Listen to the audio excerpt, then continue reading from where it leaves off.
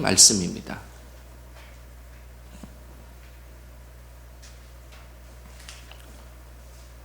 베드로후서 2장 12절에서 16절까지 말씀, 우리 한 목소리로 말씀 읽겠습니다. 그러나 이 사람들은 본래 잡혀 죽기 위하여 난 이성 없는 짐승 같아서 그 알지 못하는 것을 비방하고 그들의 멸망 가운데서 멸망을 당하며 불의의 값으로 불의를 당하며 낮에 즐기고 노는 것을 기쁘게 여기는 자들이니 점과 흠이라.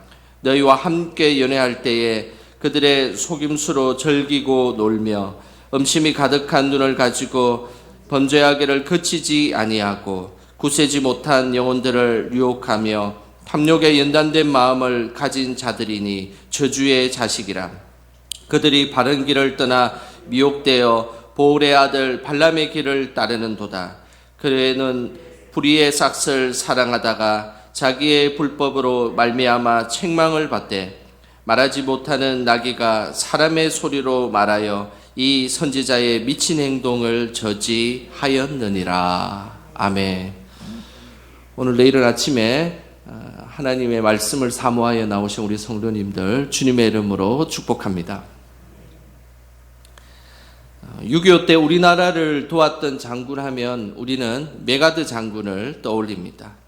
그는 은퇴할 쯤에 국가 원수가 되었습니다. 별이 5개가 된 것입니다. 그는 나중에 미국 육군학교 교장의 보직을 맡았습니다.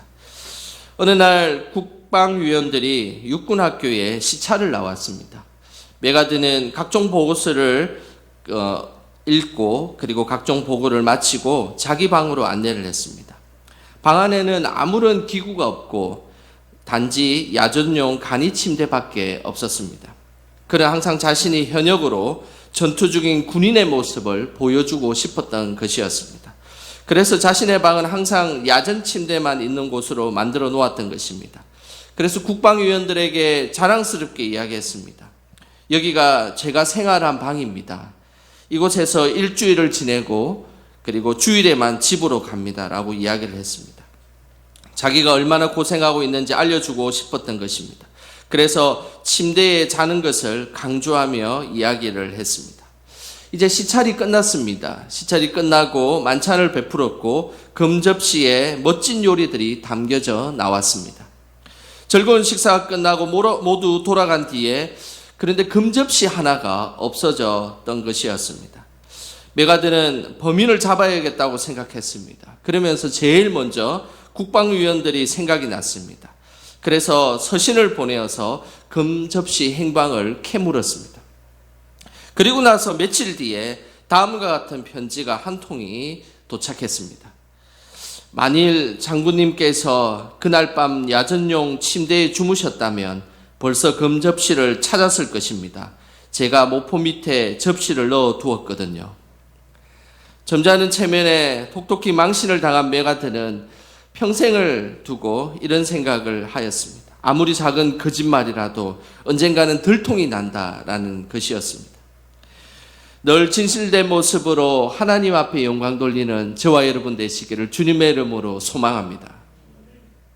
소아시아 지역에 사는 성도들의 믿음을 방해하는 이들이 있었습니다. 그들은 바로 거짓 교사들이었습니다.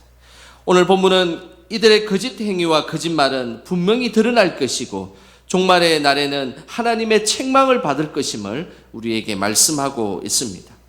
그러면서 오늘 본문에는 거짓 교사들의 생활에 관련된 3가지의 단어들이 나옵니다. 이 3가지 단어들은 매우 거칠게 표현되어 있습니다. 그래서 제가 말씀을 준비하면서 어떻게 성경에서 표현될 수 있는 이 거친 표현들이 이곳에 다 나올까 생각을 할 정도로 아주 매우 거칠게 사도 베드로는 거짓 교사들을 향해서 이렇게 말씀하고 있습니다. 그 첫 번째는 12절에 나와 있습니다. 우리 12절 말씀 같이 함께 읽겠습니다. 그러나 이 사람들은 본래 잡혀 죽기 위하여 난 이성 없는 짐승 같아서 그 알지 못하는 것을 비방하고 그들의 멸망 가운데서 멸망을 당하며. 거짓 교사들의 생활에 관련된 아주 저주스러운 단어가 있습니다. 그 단어가 바로 이성 없는 짐승입니다. 오늘 12절에 보면 이성 없는 짐승이라는 단어를 쓰면서 오늘 거짓 교사들은 정말로 본능만을 추구하는 존재임을 말씀하고 있습니다. 자신의 정욕이 이끄는 대로 사는 사람을 지칭하는 이 이성 없는 짐승이라는 단어를 거짓 교사들에게 향하고 있는 것입니다. 거짓 교사들은 꼭 이성 없는 짐승과 같은 행동을 하였습니다. 자신의 육체가 이끄는 대로, 자신의 욕망이 이끄는 대로 생활하고 저 사람이 과연 이성이 있는 사람일까라고 의문을 들 정도의 행동을 했던 것입니다. 이성은 어떤 것의 옳고 그름을 분별할 때 사용하는 것입니다. 또한 믿음의 사람에게 이성이라는 것은 하나님의 뜻이 무엇인지 그리고 하나님 뜻이 아닌 것이 무엇인지를 분별할 때 사용되는 것입니다. 하지만 이성 없는 짐승 같은 거짓 교사들은 사탄과 같이 하나님의 뜻을 온전히 분별하지 못하고 이성 없는 자같이 아무렇게나 행동하고 아무렇게나 말을 했던 것입니다. 성경에는 베드로후서 2장 외에도 이성 없는 짐승이라는 단어가 다른 성경에도 나옵니다. 그 성경이 유다서 1장 9절에서 10절의 말씀입니다. 우리 화면을 보시면서 우리 유다서 1장 9절에서 10절 말씀 함께 읽어보겠습니다. 천사장 미가엘이 모세의 시체에 관하여 마귀와 다투어 변론할 때에 감히 비방하는 판결을 내리지 못하고 다만 말하되 주께서 너를 꾸짖으시기를 원하노라 하였거늘 이 사람들은 무엇이든지 그 알지 못하는 것을 비방하는도다. 또 그들은 이성 없는 짐승같이 본능으로 아는 그것으로 멸망하느니라. 이 유다서의 말씀에도 이성 없는 짐승에 관련된 말씀을 하고 있습니다. 이 말씀의 배경은 금방 읽었던 9절에 잘 나와 있습니다. 유다서 1장 9절의 배경은 구약의 위경인 모세 성천기의 이 내용이 나옵니다. 이 모세 성천기라는 위경의 내용에 보면 모세가 죽고 나자 사탄이 모세의 시체를 자신의 것이라고 주장을 한 내용이 나옵니다. 이때에 천사장 미가엘이 모세의 시체를 처리하려고 하자 사탄이 나타나서 모세를 고소하겠다고 주장했습니다. 그 이유는 출애굽기 2장의 근거로 모세가 애굽인을 살해했기 때문입니다. 하지만 미가엘은 하나님으로부터 죄 용서를 받은 모세를 하나님에게로 데려가려고 했습니다. 이때에 사탄이 방해를 한 것입니다. 그 방해 속에 미가엘은 천사장의 지위가 있음에도 불구하고 사탄을 함부로 욕하지 않았습니다. 그러면서 미가엘이 하는 말이 유다서 1장 9절에 나와 있는 것처럼 사탄을 향해서 주께서 너를 꾸짖으시기를 원하노라 라고 말씀한 것입니다. 자신의 입으로 사탄을 꾸짖고 쓸데없는 짓이라고 분명히 대응할 수 있는 능력과 지위를 가지고 있음에도 불구하고 하나님이 그를 꾸짖을 것이다 라고 한 것이 바로 성경에서 이야기하는 이성적인 행동이라는 것입니다. 나의 힘과 나의 권위로 충분히 비방하고 치레할 수 있지만 하나님이 하나님에게 이 일을 맡기는 모습이 바로 믿음의 사람에게는 이성적인 행동이라는 것입니다. 하지만 힘이 있다고 비방하고 욕하는 행동은 이성이 없는 행동임을 분명히 말씀하고 있습니다. 사무엘하 16장에 보면 다윗이 시므이를 만나는 장면이 나옵니다. 아주 유명한 장면이죠. 다윗은 자신의 아들 압살롬의 쿠데타 때문에 왕궁에서 쫓겨난 신세가 되었습니다. 도망치고 있는데 강 건너편에서 시므이가 다윗을 향해서 피 흘린 자여 가그라 가그라 라고 하면서 저주를 퍼부었습니다. 바로 그때에 다윗의 호위무사였던 아비새가 단칼에 저 시므이를 죽이겠다고 이야기했을 때 다윗이 한 말이 있습니다. 그 말이 사무엘하 16장 12절 말씀입니다. 혹시 여호와께서 나의 원통함을 감찰하시리니 오늘 그 저주 때문에 여호와께서 선으로 내게 갚아 주시리라 하고, 내가 시므이를 단칼에 죽을 수 있지만 하나님께서 나의 원통함을 갚아줄 것이다 라고 한 이 다윗의 행동, 이것이 바로 성경에서 이야기하는 이성이 있는 행동이라는 것입니다. 하지만 사탄은 자신이 직접 복수할 수 있는 그런 모습을 보이면서 이성 없는 동물과 같은 모습을 보였습니다. 결국 하나님이 원하시는 이성이 있는 모습은 모든 것을 하나님 앞에 맡기는 모습입니다. 그런데 우리는 이성 없는 행동을 할 때가 많습니다. 우리는 그 원통함을 우리가 갚아주려고 하고 우리가 복수하려고 할 때가 많습니다. 그러나 하나님을 위해서 나아가며 믿음의 사람들은 우리는 항상 기억해야 됩니다. 우리는 이성 없는 행동의 모습이 아니라 이성 있는 행동의 모습으로 살아가야 한다는 것입니다. 늘 우리는 이성 있는 믿음의 모습으로 하나님 앞에 영광 돌리는 저와 여러분 되시길 주님의 이름으로 소망합니다. 거짓 교사들의 잘못된 생활에 관련된 두 번째 단어가 있습니다. 그것이 13절에 나옵니다. 우리 13절 같이 함께 읽겠습니다.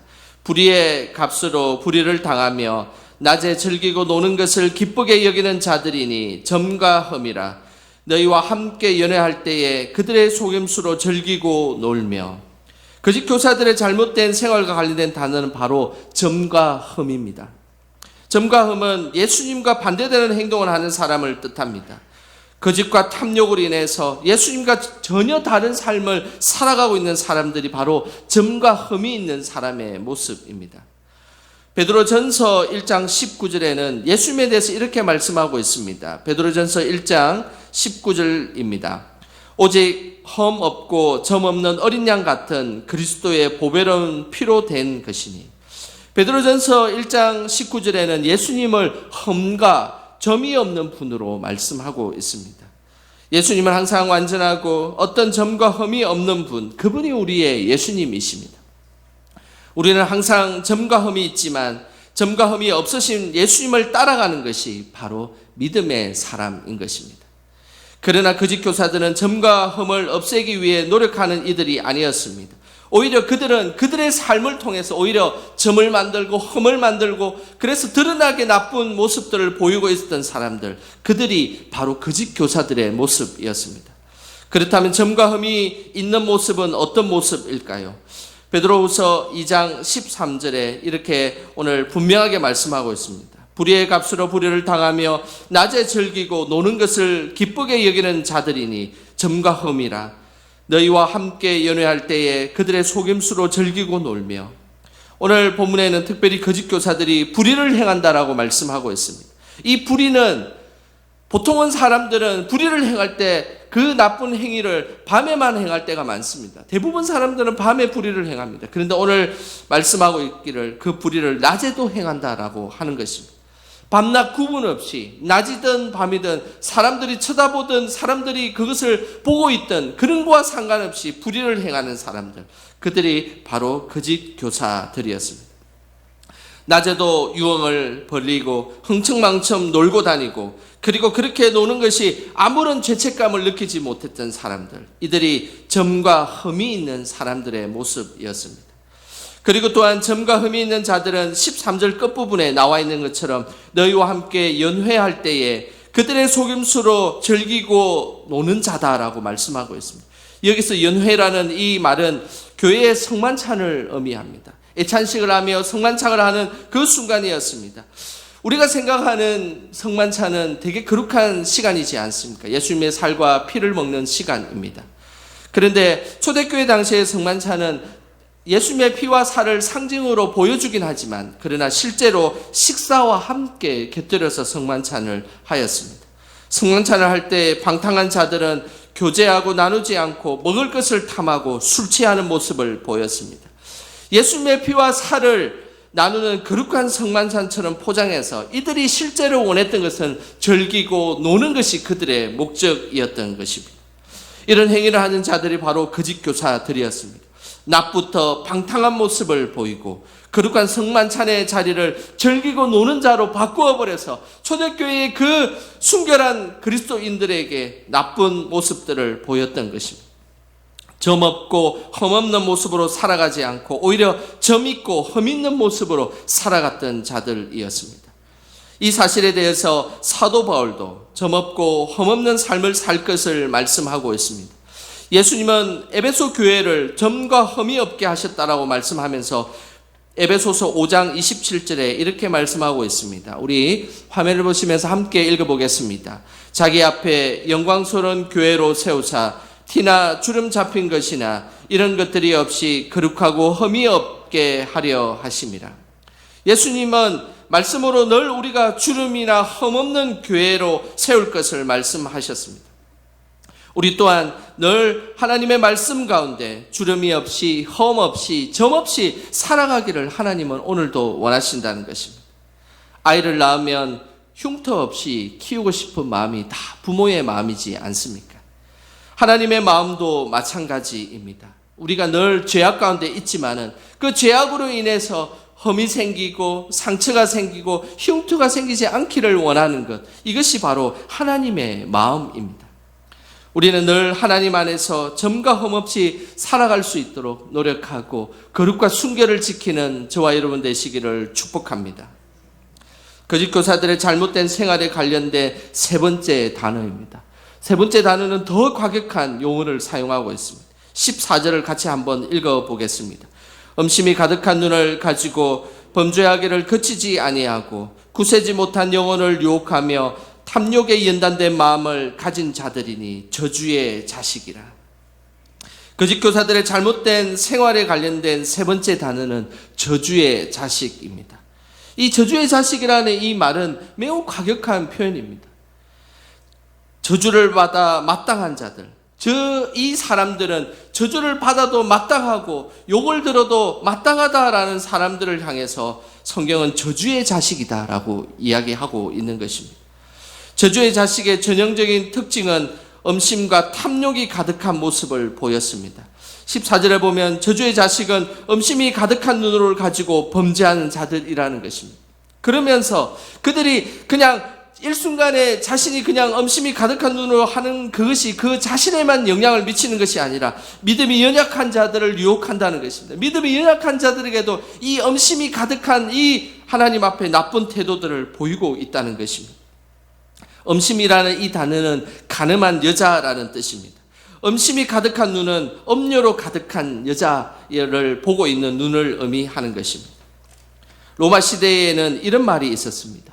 얼굴이 두꺼워서 부끄러움이 없는 남자는 그 눈에 눈동자가 아닌 매춘부를 가지고 있다라는 말이 당시에 로마 시대에 떠돌아다녔던 말입니다. 로마의 음탕한 남자들은 그 눈에 음심이 가득하여서 꼭 그 눈이 매춘부를 눈에 넣고 다니는 눈처럼 보였다라고 로마 시대의 사람들은 이야기하고 있었던 것입니다. 그 표현이 바로 음심이 가득한 눈이라는 표현과 동일한 표현입니다. 그런데 문제는 이런 거짓 교사들이 음심 가득한 눈빛과 말들이 믿음이 약한 자들에게 영향을 주고 전념을 시켰다는 것입니다. 음심이 가득한 거짓 교사들이 평소에 하는 음탕한 행동과 음탕한 그 농담이 온 교회에 퍼져서 믿음이 약해서 이제 예수님을 믿으려고 하는 그 사람들에게 영향을 주고 그리고 예수님을 온전히 믿지 못하게 만들었다는 것입니다. 그래서 사도 베드로는 이런 거짓 교사들을 향해서 매우 강한 어조로 그들은 저주의 자식이다라고 말씀하고 있는 것입니다. 뿐만 아니라 이들 거짓 교사들은 14절에 보면 탐욕에 연단된 마음을 가진 자다라고 말씀하고 있습니다. 이 표현은 매우 독특한 표현입니다. 우리가 연단이라는 이 표현은 성경에서 매우 긍정적인 용어로 사용하고 있지 않습니까? 연단하시는 하나님에 대한 말씀, 연단을 통해서 우리가 정금같이 사용한다는 이 연단이라는 단어는 우리 크리스찬들에게 매우 소중하고 긍정적인 용어입니다. 하지만 오늘 베드로후서 2장 14절에는 연단이라는 단어를 부정적으로 사용하고 있습니다. 거짓 교사들의 실상을 매우 잘 말해주는 말씀입니다. 겉으로는 신앙인 것처럼, 겉으로는 믿음을 잘 섬기는 것처럼 보이나 실상은 탐욕에 연단된 마음을 보이고 있다는 것입니다. 탐욕에 연단된 마음은 베드로후서에서는 분명한 거짓 교사들을 지칭하는 말입니다. 이 탐욕에 연단된 마음은 예수님 시대도 동일한 그런 대상들이 있었습니다. 탐욕에 연단된 마음을 가지고 있던 대상들은 바로 바리새인들과 서기관들이었습니다. 이들은 겉으로는 거룩한 척하며 속으로는 온갖 탐심이 가득하여서 다른 사람들을 해했던 사람들, 그들이 바로 서기관들이었고 탐욕이 연단된 사람들의 모습이었습니다. 마가복음 12장 40절에 이렇게 말씀하고 있습니다. 우리 화면을 보시면서 한번 읽어보겠습니다. 그들은 과부의 가산을 삼키며 외식으로 길게 기도하는 자니 그 받는 판결이 더욱 중하리라 하시니라. 서기관들은 뒤에서는 가난한 과부의 재산을 빼앗거나 괄취하고 겉으로는 길게 기도하면서 거룩한 모습을 보였습니다. 이런 행위는 베드로후서의 표현과 같이 탐욕에 연단된, 탐욕으로, 그 욕심으로 자신의 마음이 연단되어 있는 마음을 가진 자다라고 말씀하는 것입니다. 그래서 예수님은 이런 서기관에 대해서 더 중한 심판을 받을 것이다 라고 말씀을 하였습니다. 이런 저주받아 마땅한 자들이 예수님 시대에도 있었고, 그리고 베드로가 활동했던 시대도 있었다는 사실입니다. 이런 이성 없는 짐승과 같고 점과 험이 있으며 저주의 자식이라 불리운 거짓 교사들은 결국 어떻게 될까요? 그 심판의 말씀이 15절, 16절에 이렇게 쓰여져 있습니다. 그들이 바른 길을 떠나 미혹되어 보울의 아들 발람의 길을 따르는도다. 그는 불의의 삭슬을 사랑하다가 자기의 불법으로 말미암아 책망을 받되 말하지 못하는 나귀가 사람의 소리로 말하여 이 선지자의 미친 행동을 저지하였느니라. 오늘 이 본문은 민수기 22장의 발람 사건을 배경으로 하고 있습니다. 발람이 불의의 삭슬을 사랑하다가 불법을 행하려고 할 때에 말 못하는 나귀가 그 행동을 저지하였다라는 말씀입니다. 민수기 22장에 보면 모압 왕 발락이 자신의 무기로는 이스라엘을 이길 수 없다고 생각했습니다. 그래서 당시 주술사 발람을 통해서 주술로 이 이스라엘을 이겨야겠다고 결심한 겁니다. 그래서 발락은 발람에게 이스라엘을 저주할 것을 부탁합니다.